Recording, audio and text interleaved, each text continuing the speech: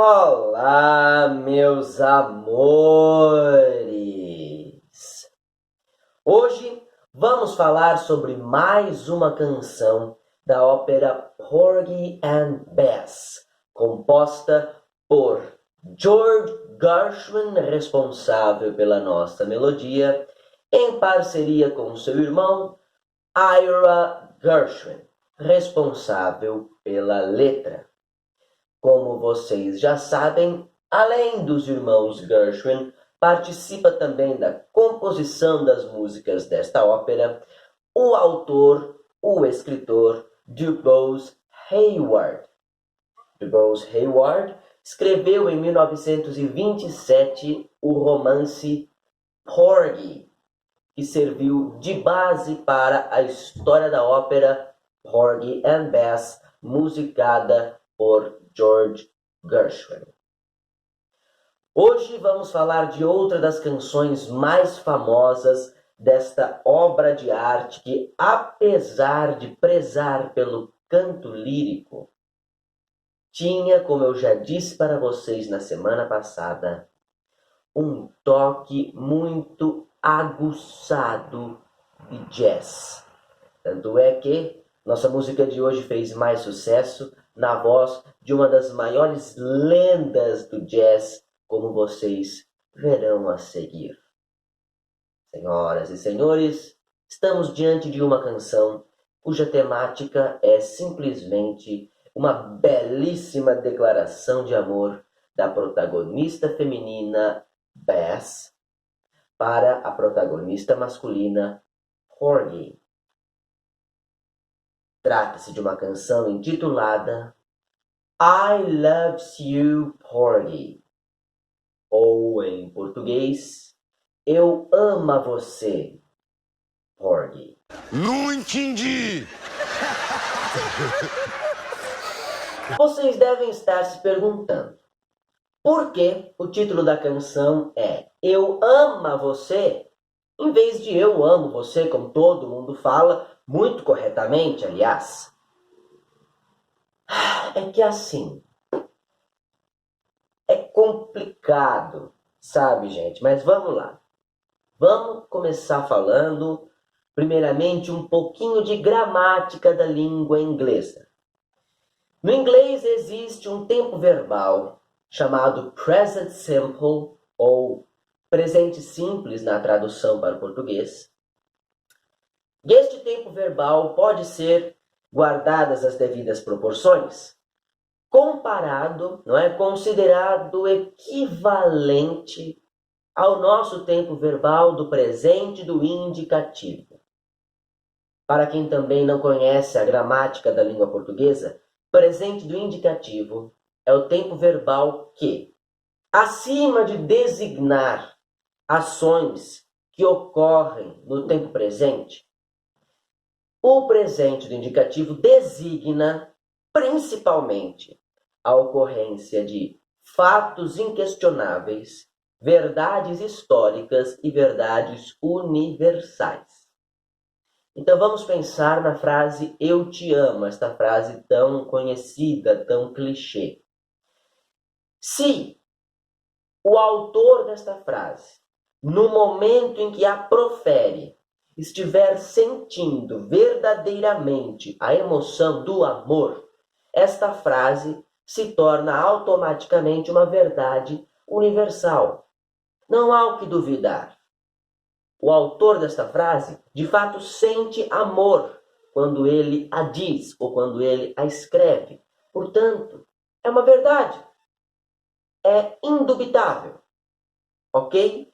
Por isso utilizamos, no português, o tempo presente do indicativo para dizer eu te amo. No inglês é a mesma coisa, utilizamos o present simple, o presente simples, para dizer I love you. Mas os pronomes de terceira pessoa do singular no inglês são conjugados de maneira diferente. O que acontece? Para dizer qualquer verbo no present simple, na terceira pessoa do singular, nós acrescentamos ao final do verbo a letra S. Então, para dizermos ele ama, ou ela ama, ou isso ama, nós dizemos he loves, she loves, it loves, respectivamente.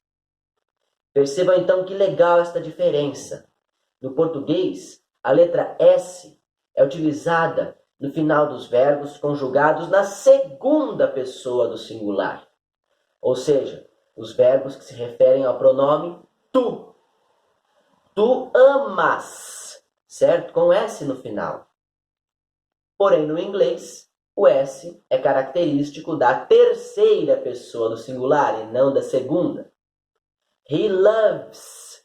Ele ama. Só em nível de curiosidade, esta letrinha que é acrescentada ao final do verbo muda o seu número, né, singular, plural, e a sua pessoa, primeira, segunda, terceira, é chamada de desinência número pessoal. Ok? Mas voltando para o negócio da música, então. Entenderam por que o título da canção é I Loves You? É porque está errado. Gramaticalmente, o título da canção está errado. Ele pega um pronome de primeira pessoa do singular, I, eu, e utiliza um verbo da terceira pessoa do singular, I loves, eu ama. O autor da canção preferiu propositalmente o erro. Mas por que? Essa é a questão. Por quê? Alguém sabe me responder? Por quê? Não. Porque tanto o romance Porgy como a futura ópera Porgy and Bess vão tratar sobre o tema da denúncia social das difíceis condições de vida impostas à população afrodescendente estadunidense no início do século XX. Sim, apesar de ter sido escrita por um autor branco e futuramente, apesar da ópera ter sido composta por músicos brancos, esta é uma obra que fala abertamente de racismo, abertamente das difíceis condições de trabalho que eram impostas à população negra, aos salários mais baixos, à criminalidade em que muitos deles tinham de se envolver por falta de opção mesmo, pois não tinham mais como ganhar a vida, etc. E embora possa ser discutida, não é, a questão do lugar de fala destes autores brancos para abordar este tema, historicamente, muitos atores negros representaram as personagens de Porgy, Bess, Clara e etc., assim como muitos cantores negros gravaram estas canções. De modo que eu acho, na minha opinião, dada a documentação dos registros históricos que leva em conta a participação de pessoas negras na execução destas obras, eu acho que podemos considerar que existe um consenso entre os artistas afrodescendentes estadunidenses por aceitar estas obras como pertencentes à sua própria cultura. Certo? De modo que, por se tratar de uma população, de um setor social que historicamente foi submetido a essas condições de vida mais paupérrimas, mais violentas, devido à hegemonia do branco opressor, a população negra acaba sendo, historicamente, ainda mais no início do século XX, menos escolarizada do que a população branca. E foi justamente para dar a entender que o eu lírico da canção I Love You Porgy era menos escolarizado que o letrista preferiu utilizar este erro de português. Ou melhor, este erro de inglês.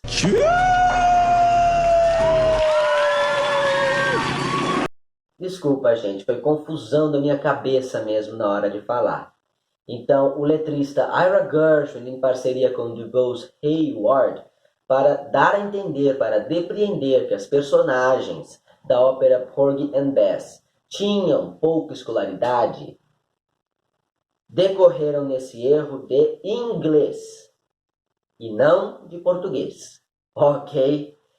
E aí eu fico na dúvida, sabe, pessoal, porque eu não consigo encontrar a resposta se de fato os negros da época falavam assim, ou se isto era um lugar comum entre os escritores para esse tipo de finalidade.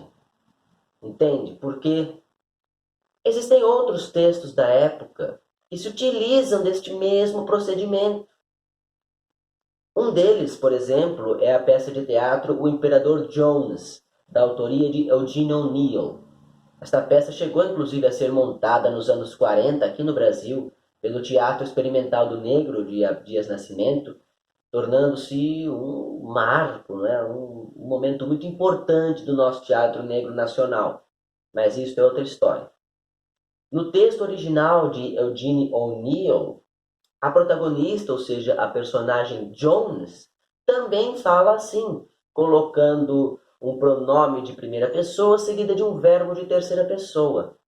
E a tradução, em vez de, por exemplo, eu amo você, o tradutor preferiu colocar mim amar você, que talvez seja algo mais próximo dos erros de português, agora sim, e não dos erros de inglês. Então eu fico nesse beco sem saída, sabe? Porque eu de fato nunca vou poder ter essa resposta de se este procedimento era um lugar comum entre os autores para depreender a menor escolaridade da população negra ou se de fato os negros da época falavam assim. Eu não, né? Infelizmente, vou ficar nesse dilema. E é isso.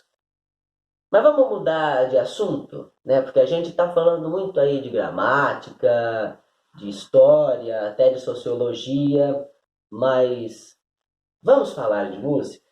Não que esses três assuntos também não estejam relacionados com a música, né? Mas vamos falar puramente das gravações de I Love You Porgy que existiram, né? Das principais.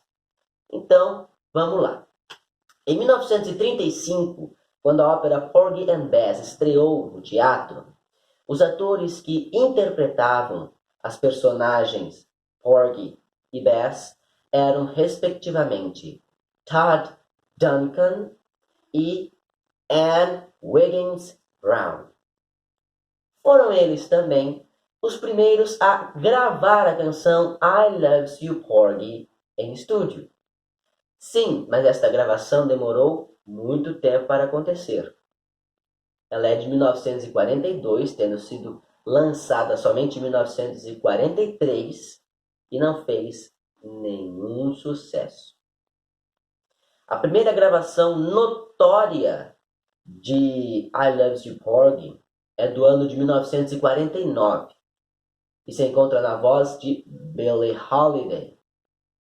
Não chegou a atingir as paradas de sucesso, mas teve uma certa notoriedade, principalmente entre os ouvintes afrodescendentes. Vou deixar tanto a gravação de Billie Holiday quanto a gravação original aí embaixo na descrição do vídeo. E na década seguinte, nos anos 50, em 1957, como vocês já sabem, os maravilhosos Ella Fitzgerald e Louis Armstrong lançaram um álbum chamado Porgy and Bess, que incluía também entre suas canções, além de Summertime da semana passada, também I Loves You Porgy desta nossa semana. Vou deixar a gravação estupenda na voz de Ella Fitzgerald aí embaixo na descrição do vídeo. E agora, minha gente, vamos para o cinema. Em 59, como vocês já sabem, houve o filme, houve a produção do filme Porgy and Bess, que tinha os atores Sidney Poitier, o primeiro negro a ganhar um Oscar, e Dorothy Dandridge nos papéis principais. Dorothy Dandridge nunca chegou a gravar I Loves You Porgy em estúdio, mas eu vou deixar aí embaixo na descrição do vídeo a cena em que ela canta a nossa música de hoje no filme. E agora, senhoras e senhores, se preparem, se segurem nas suas cadeiras, porque vamos falar da gravação de maior sucesso de Porgy and Bess de todos os tempos. Uma gravação também do ano de 1959 e que está na voz de uma das maiores lendas do jazz. É claro que eu estou falando de Nina Simone, minha gente. Esta pérola do nosso cancioneiro internacional, mundial, do nosso jazz, do nosso soul, da nossa R&B e de inúmeros outros gêneros musicais nos quais ela arrasava. Nina Simone, minha gente, uma das cantoras preferidas da minha mãe. Nós temos lá em Jaú um CD de Nina Simone e a canção que abre este CD é justamente I Loves You Porgy. Por quê? Porque esta não é apenas a versão de maior sucesso da nossa música de hoje. Esta é também a música de maior sucesso de toda a carreira de Nina Simone. Sim, senhoras e senhores, a música melhor colocada nas paradas de sucesso que Nina Simone já gravou. E ainda assim, não é uma colocação tão expressiva. Vejam só. Esta música ocupou o 12º lugar nas paradas. Não é grande coisa, mas é a melhor colocação de Nina Simone nas paradas de sucesso. É a versão mais famosa da nossa música de hoje. E é a versão mais bonita também, meus amigos. Esta mulher merecia muito mais do que o sucesso que ela já teve. E que ainda assim não condizia com a sua esplêndida personalidade, com o seu formidável trabalho. E eu rasgo aqui, sim, uma seda lascada para Nina Simone, porque ela merece incondicionalmente. Vou deixar aí embaixo na descrição do vídeo esta gravação original de Nina Simone para vocês conferirem. Eu espero que vocês gostem. Vou deixar também uma aparição ao vivo desta cantora no programa Ed Sullivan Show, em que ela canta I Loves You Porgy, brilhantemente ao piano, em 1964.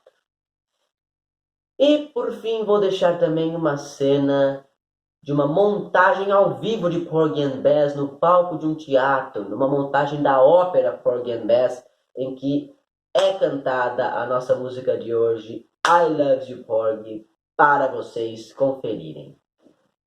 Ok, ficamos então por aqui com o nosso programa de hoje. Eu espero demais que vocês tenham gostado.